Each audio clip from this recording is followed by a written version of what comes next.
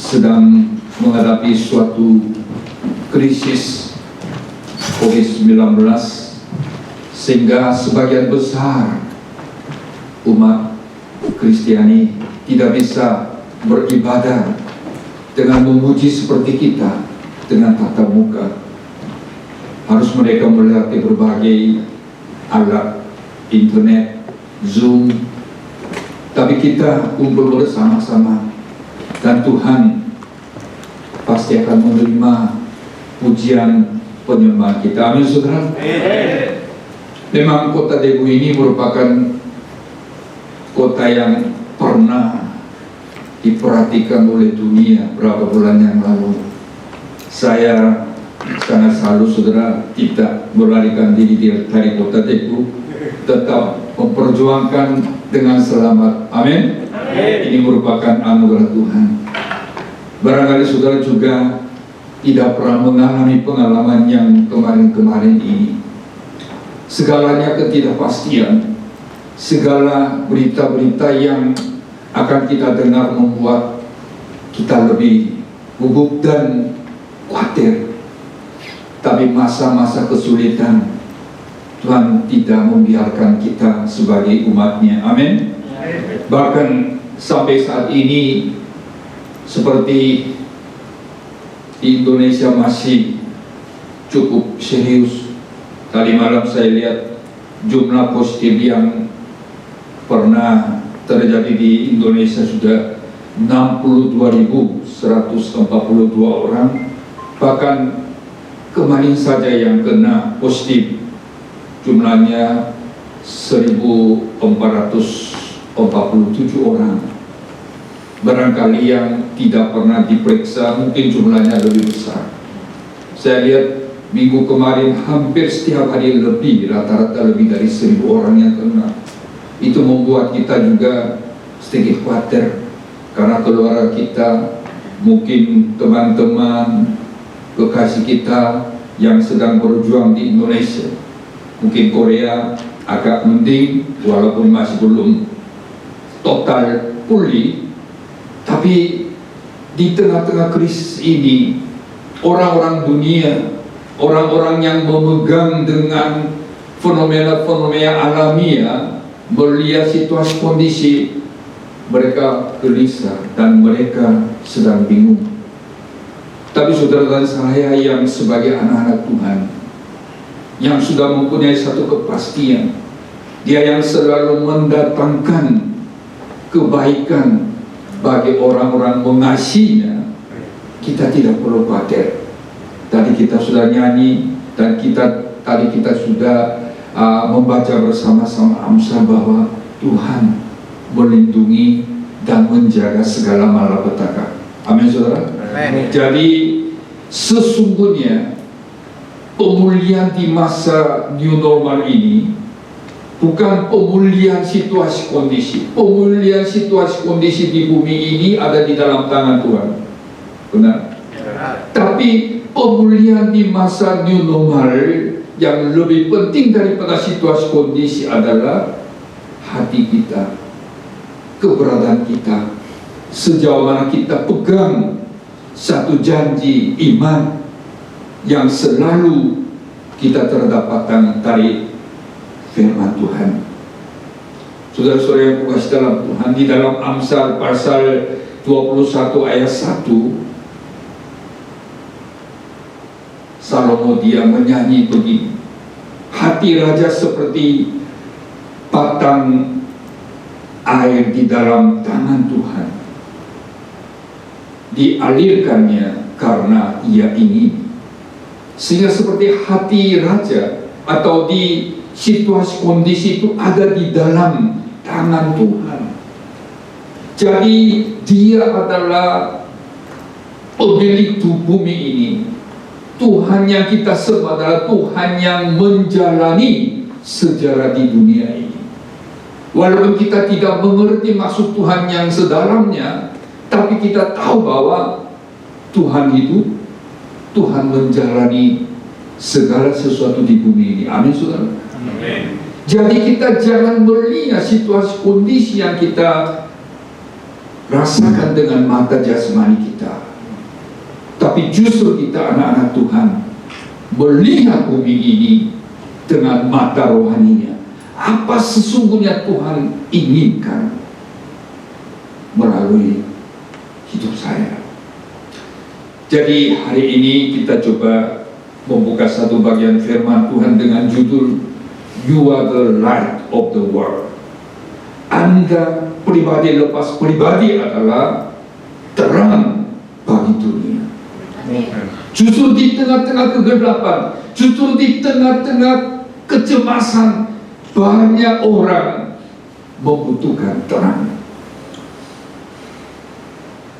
Makanya hari ini judulnya biarlah terangmu bercahaya, bukan hanya di kota Daegu, seluruh Korea, bahkan sampai di Indonesia. Biarlah terangmu bercahaya sampai ke ujung bumi. Mari kita membuka ayat kita, nas kita hari ini, Matius pasal 5 ayat 14 sampai 16. Kita baca bersama-sama. 1, 2, 3. Kamu adalah terang dunia. Kota yang terletak di atas gunung tidak mungkin tersembunyi. Lagi pula orang tidak menyalakan pelita lalu meletakkannya di bawah kaki, melainkan di atas kaki dia, sehingga menerangi semua orang di dalam rumah itu. Demikianlah hendaknya terangmu bercahaya di depan orang, supaya mereka melihat perbuatanmu yang baik dan memuliakan Bapamu yang di surga. Amin. Saudara-saudara yang kukasih dalam Tuhan, memang nas ini diungkapkan oleh Yesus sendiri bahwa situasi kondisi baik, situasi kondisi yang buruk, apapun keberadaan kita punya satu tugas yang mulia. Di dalam diri kita ada suatu potensi yang besar yang Tuhan tanamkan. Jangan potensi-potensi yang Tuhan tanamkan dibiarkan sama-sama ikut dengan kegelapan. Tetapi potensi-potensi yang luar biasa Tuhan tanamkan di dalam diri kita dimobilisasikan, dinyalakan, biar dunia melihat. Di tengah-tengah kegelapan dapat melihat pelita terang, supaya mereka juga mendapat terang itu. Kita sering mendengar mengenai dua fungsi seperti nas ini sebelumnya. Ada fungsi panggilan orang Kristen dalam dunia ini, kita adalah garam dunia dan kita adalah terang dunia. Dan garam dan terang itu dua hal sangat dibutuhkan oleh dunia yang seperti saat ini, yang bekerja dengan sifatnya masing-masing, sifatnya berbeda tapi saling melengkapi. Garam bekerja dengan cara tidak langsung, perlu waktu, pelan-pelan dan tersembunyi. Sedangkan terang bekerja dengan langsung terasakan. Saudara mungkin lampu listrik yang mati, saudara bingung, tapi langsung saudara cari apa? Lilin. Sebenarnya lilin itu seberapa dengan dibandingkan lampu-lampu yang begitu besar. Tapi begitu kita nyalain lilin yang kecil itu aja, kita merasa tenang. Jadi saudara, Anda merasa, wah, Pak Pendeta, saya ini orang kecil, saya ini cuma guru, saya ini nggak terlalu ganteng, saya nggak terlalu cantik, saya ini nggak ada potensi. Itu sepertinya sikap itu sangat menyedihkan hati Tuhan. Lilin apapun, sekecil apapun di tengah-tengah kegelapan, dinikmati orang-orang hidup di dalam kegelapan. Bahkan saudara, pada kesempatan kali ini Tuhan menyatakan kepada kita, mengingatkan kembali panggilan kita sebagai terang. Memang kalimat ini kita agak sulit mengerti, kok kita bagaimana bisa jadi terang. Tapi firman kan terang Itu adalah satu metafora yang sering dipakai dalam Alkitab, baik di dalam Perjanjian Lama maupun di dalam Perjanjian Baru. Bangsa Yahudi sering menghubungkan terang sebagai simbol dari kehadiran Allah dan keselamatan. Dan di dalam Perjanjian Baru membawa suatu pengertian yang baru tentang istilah terang. Terang bukan hanya ditunjukkan kepada diri Allah saja, tetapi juga kepada umat Allah. Paulus berkata dalam Efesus pasal 5 ayat 8 dan 1 Tesalonika ayat 5 ayat pasal 5 ayat 5 berbawa, kita adalah anak-anak terang, bukan anak kegelapan. Tadinya anak-anak kegelapan, tapi sekarang sudah jadi anak terang. Jadi anak terang bukan mirip dengan terang. Anak terang itu juga hakikatnya karakter. Maka Tuhan Yesus dalam ayat ini berbicara tentang status orang percaya. Siapa kita sesungguhnya? Dikatakan kita adalah terang dunia, bukan mirip terang dunia. Ini adalah perubahan status kita. Melihat diri kita masih banyak kekurangan, tapi Yesus katakan kamu adalah terang dunia. Dalam bagian Alkitab yang lain berulang kali dikatakan bahwa kita ini adalah anak kegelapan yang terhilang, tapi akhirnya dengan anugerah Tuhan kita sudah jadi terang dunia. Petrus mengatakan dengan jelas sekali perubahan status yang terjadi dalam diri kita, yaitu 1 Petrus pasal 2 ayat 9 katakan, tetapi kamulah bangsa yang terpilih, imamat yang rajani, bangsa yang kudus, umat kepunyaan Allah sendiri, supaya kamu memberitakan perbuatan-perbuatan yang besar dari Dia yang telah memanggil kamu keluar dari kegelapan kepada terangnya yang ajaib. Jadi perubahan inilah yang memungkinkan kita dipanggil sebagai terang dunia. Jadi saudara, kita harus menyadari siapa kita ini. Tuhan kita tidak mencari metode dan strategis untuk terlepas dari pemulihan di masa new normal ini, tapi justru peranan kita akan menerangi orang-orang yang sedang mengalami kegelisahan dan orang-orang masih hidup di dalam kegelapan. Jadi yang penting adalah kunci untuk kita lepas dari pemulihan, kita mendapat pemulihan di masa new normal ini, kita sendiri punya tanggung jawab. Yesus mencari manusia yang sungguh-sungguh mengenal Dia. Yesus sedang mencari manusia yang sungguh-sungguh siap berperan sebagai terang dunia. Jadi Tuhan melakukan segala sesuatu perkara besar melalui anak-anaknya. Amin, saudara. Bukan pemerintah, bukan ilmuwan. Kita dengar-dengar berita dari berbagai ilmuwan, kita makin kecewa. Mungkin COVID-19 kedua kali datang lagi, mungkin ketiga kali datang lagi, banyak ekonomi bilang mungkin pemulihan ekonomi dunia masih butuh berapa tahun lagi. Kita dengar-dengar itu, kita tambah stres. Segala ilmu, segala situasi kondisi berubah terus, ketidakpastian. Tapi satu hal yang pasti, Allah yang sang pencipta langit dan bumi, Bapa kita di surga, Dia tidak pernah berubah. Amin.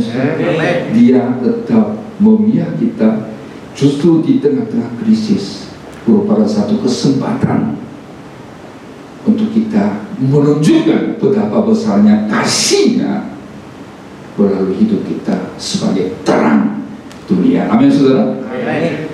Oleh karena itu kita coba melihat 3 poin yang pagi ini kita bahas. Yang pertama adalah kamu adalah terang dunia. Anda sendiri, saya sendiri sebagai terang dunia. Ini menunjukkan status kita harus menjadi serupa dengan Kristus. Ini bahasa yang agak sedikit sulit adalah to be, istilahnya being. keberadaan kita. Kita mengenal keberadaan kita. Biar dunia terjadi perubahan, satu status yang tidak pernah berubah adalah saya dan Anda adalah anak Tuhan. Sekali jadi anak Tuhan, selama-lamanya anak Tuhan. Amin. Sekali akan dijanjikan oleh Tuhan sebagai umat pilihan Allah, tidak akan berubah.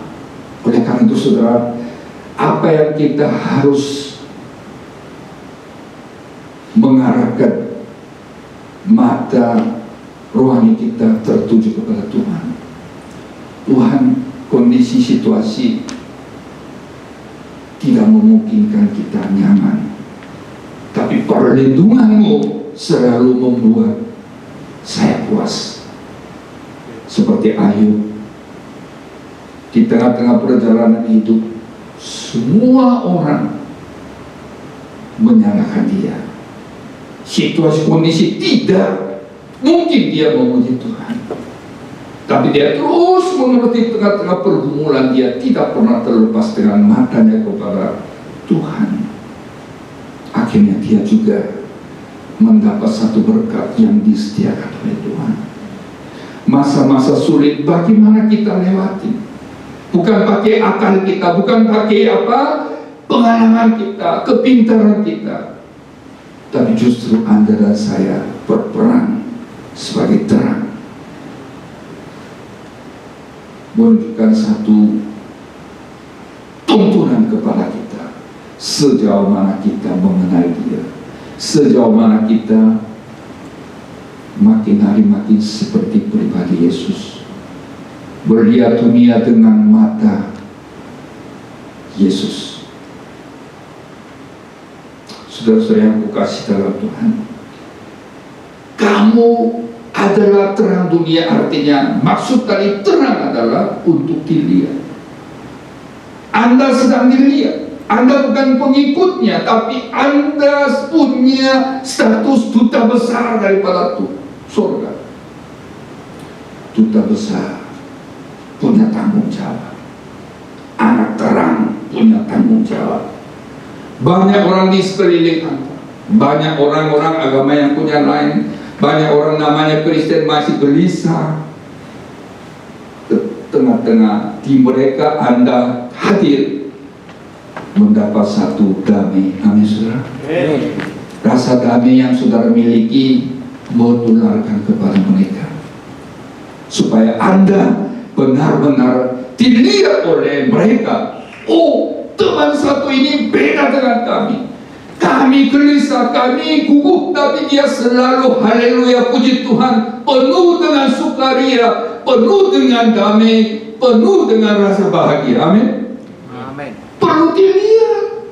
Bukan hanya kenal saya terang, tapi terang itu tidak pernah dilihat dan tidak pernah dirasakan oleh teman-teman. Apa gunanya, saudara? Justru saudara, saat-saat krisis ini merupakan kesempatan kita memperkenalkan terang. Sumber dari terang, Anda juga terang, tapi sumber terang adalah Yesus Kristus. Amin saudara. Amin. Tidak cukup kita obrol, tapi dirasakan oleh teman-teman. Teman satu itu beda ya. Dia nggak pernah takut. Dia selalu syukur. Kapan saja, di mana saja kesulitan, apapun dia bersyukur, dan dia selalu memuji, dia selalu menyembah Tuhan. Itu dirasakan. Itu namanya kesaksian yang hidup. Itu namanya nanti akan mendapat buah hidup. Dulu orangnya agak brengsek, dulu orangnya egosentris, tapi orang itu di Korea berapa tahun kerja, ikut gereja GBI Kim, terjadi perubahan. Makin hari makin nampak pribadinya serupa dengan siapa? Gusti Yesus. Tadinya egosentris, sekarang membagi.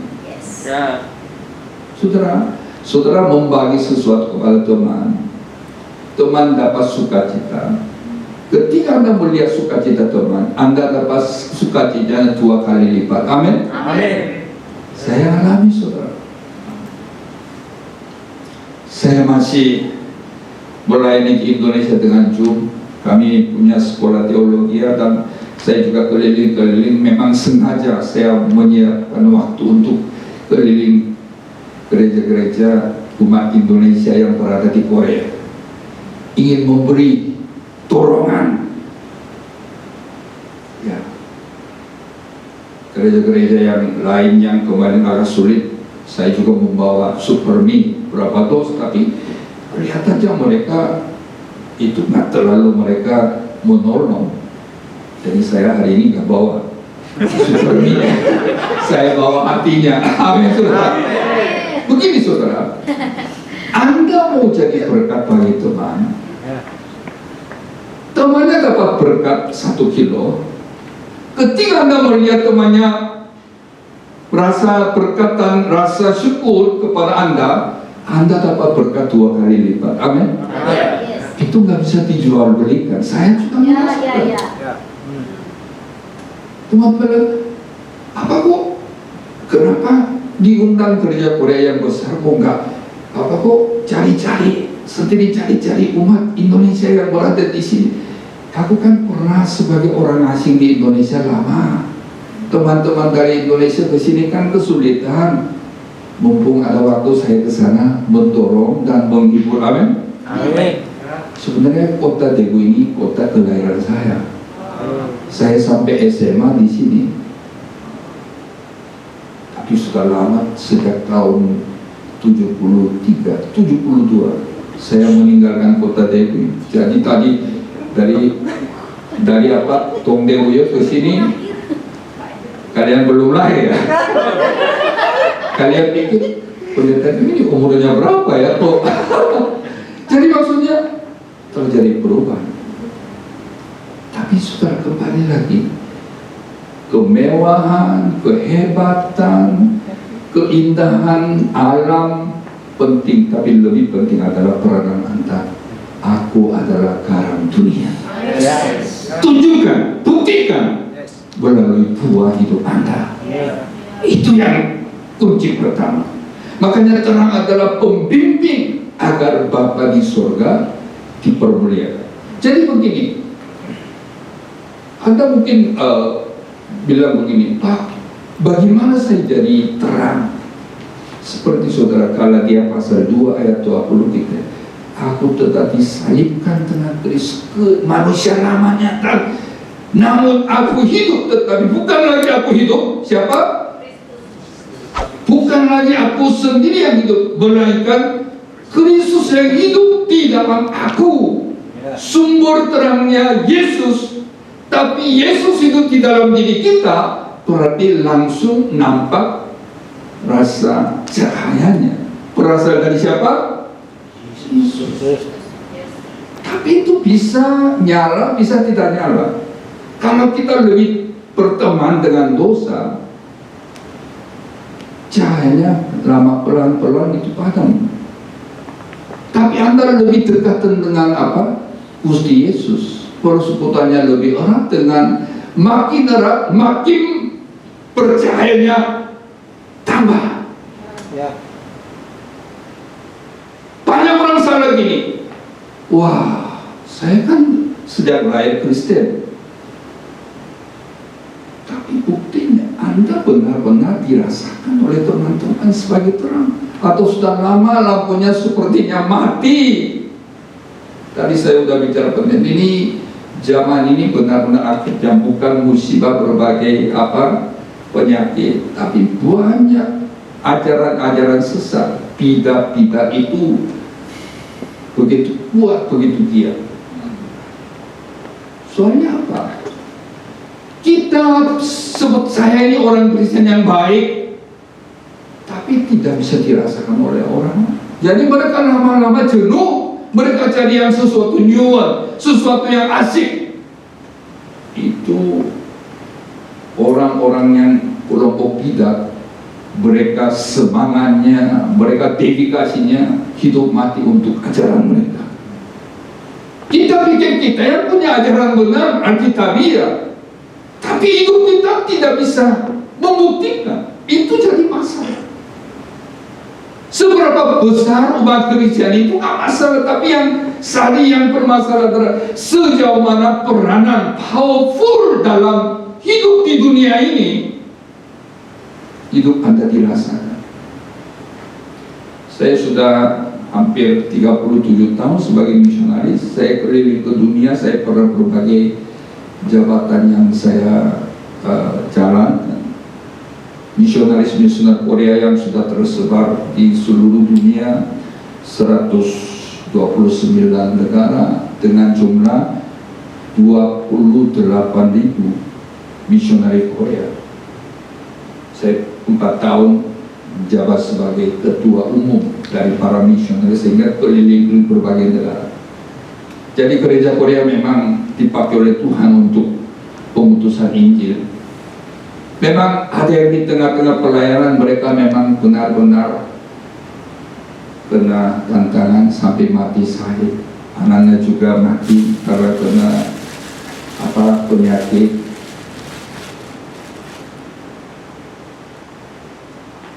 Tapi banyak misi-misi juga mereka diutus, masih belum terlalu merasakan buahnya.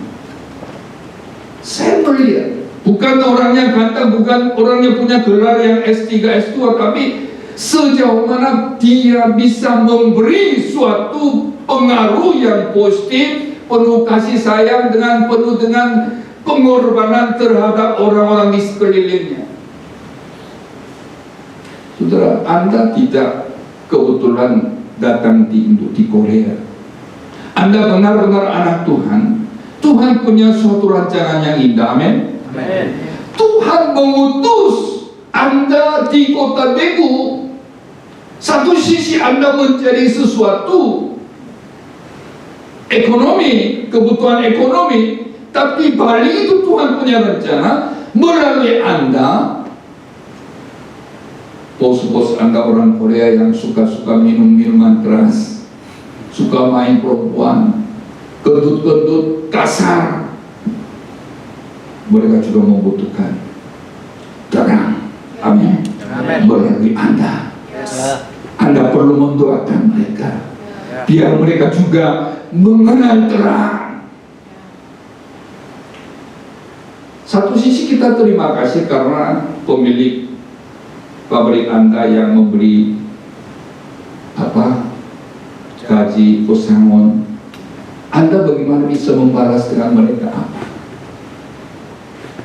Gak yang lebih mahal dan lebih perlu adalah pengenalan Gusti Yesus Kristus.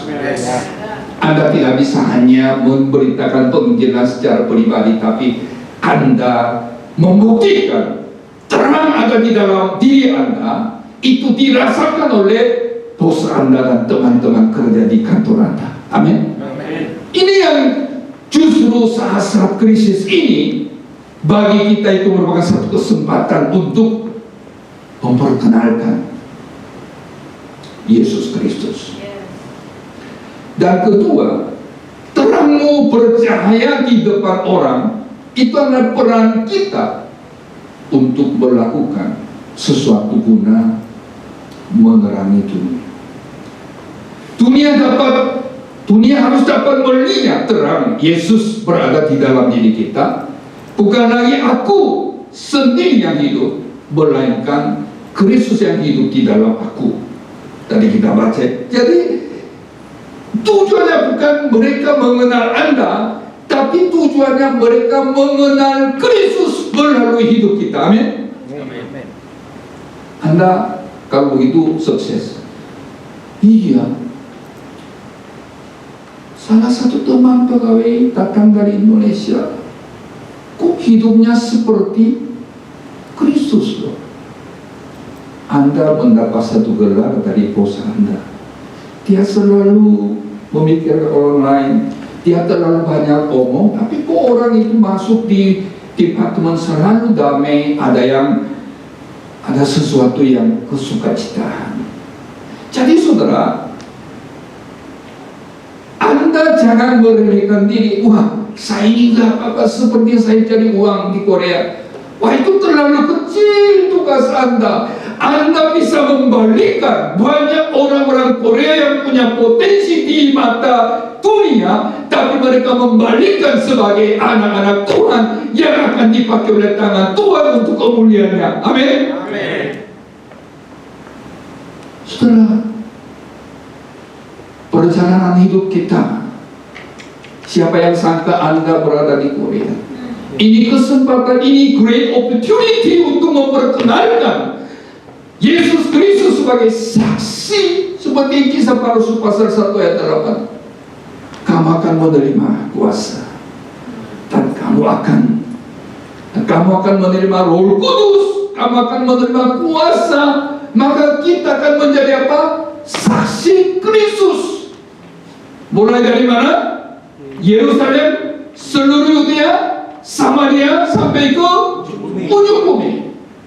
Jadi bagaimana kita bisa berperan? Kita perlu hati seperti Yesus.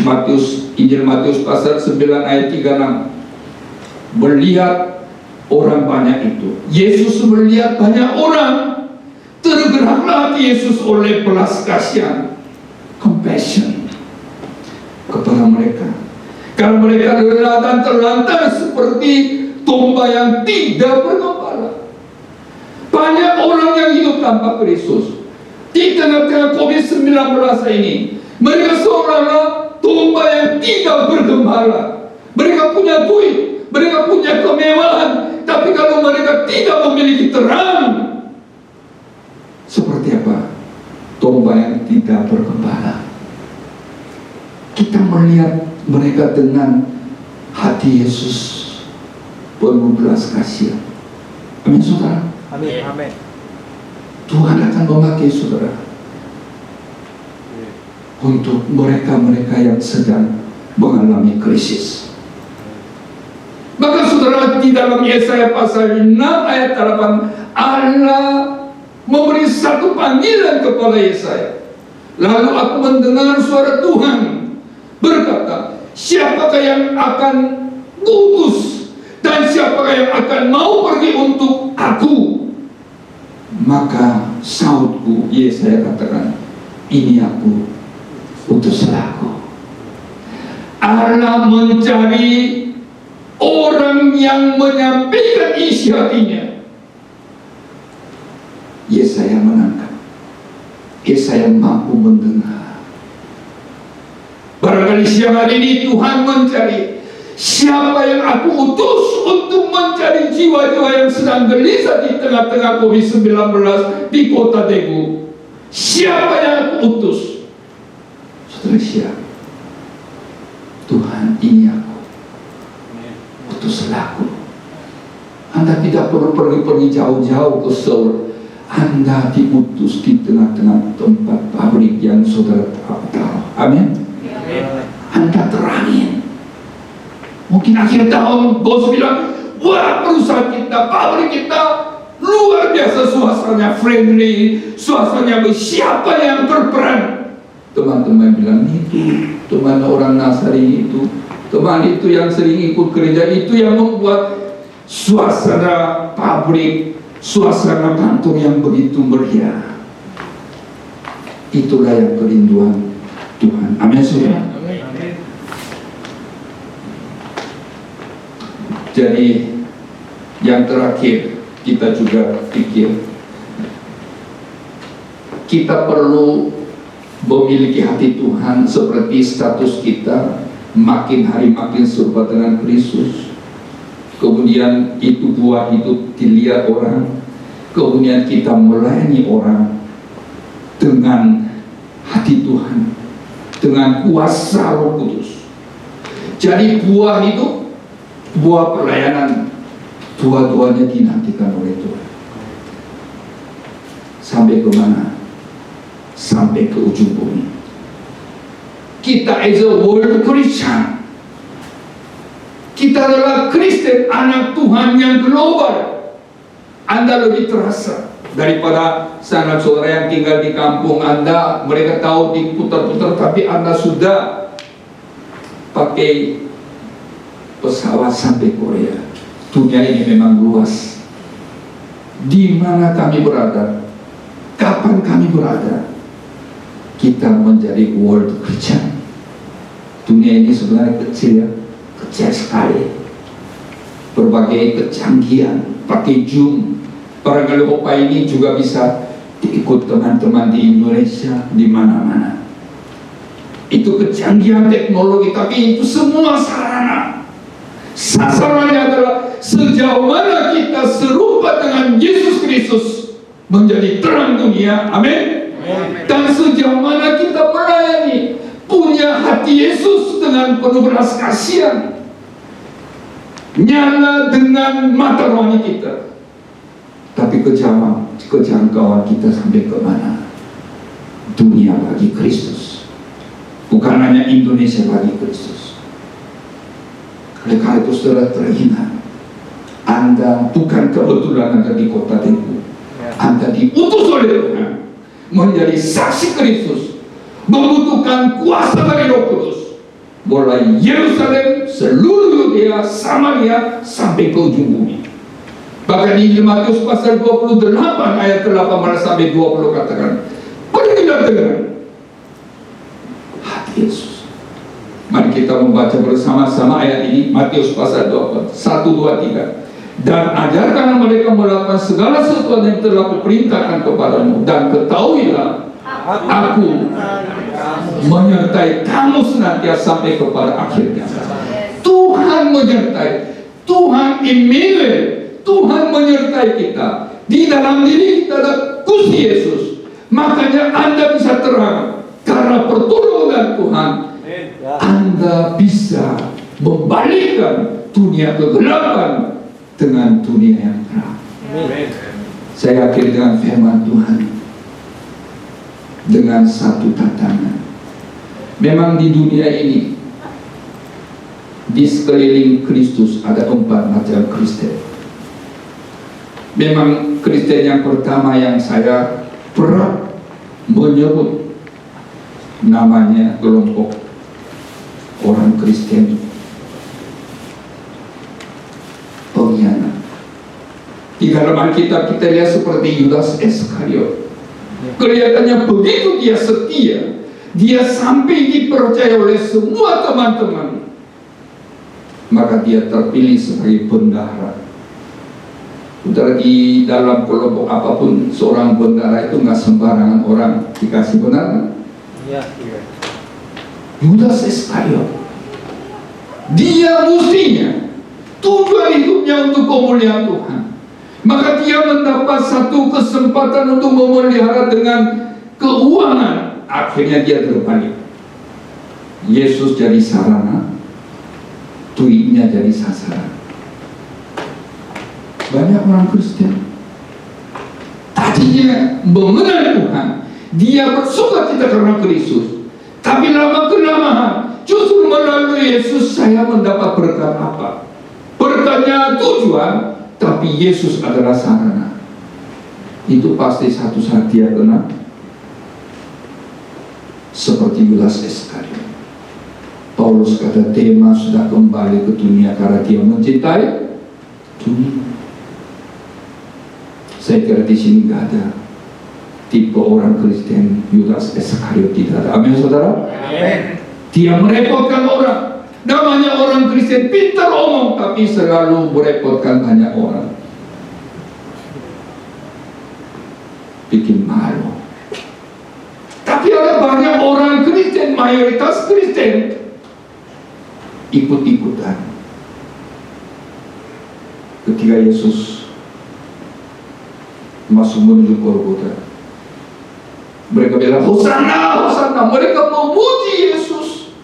Tapi ketika mereka ditanya para masalah atau Yesus siapa yang dibebaskan, mereka juga ikutan suara mayoritas.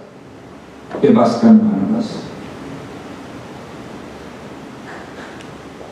Pendapatnya tidak ada, komitmennya tidak ada. Di mana yang mayoritas dia ikut-ikutan, penonton.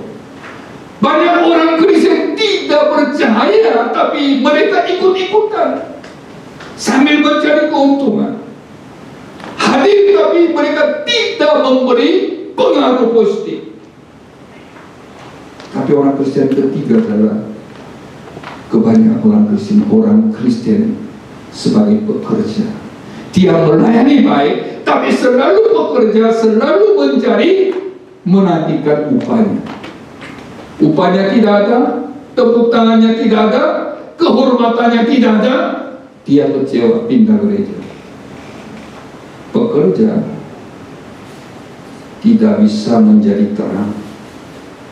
Tapi maksud di sini Yesus bilang, kamu adalah terang dunia, adalah kita punya tanggung jawab sikap sebagai seorang pejuang, rela berkorban untuk tujuan panggilan yang mulia. Amin, saudara. Amin. Seperti Petrus,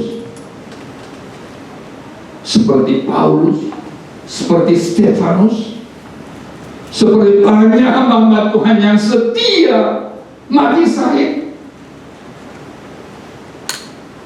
hidup untuk panggilannya, hidup dengan menjalankan misi ilahi yang Tuhan berikannya.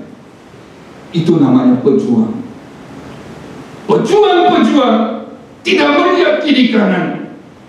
Bagi orang pejuang tidak ada saat yang baik, saat yang jelek. Tetap berjalan bersama Yesus untuk menjalani tugas misi yang diberikan oleh Panglima kita, Gusti Yesus.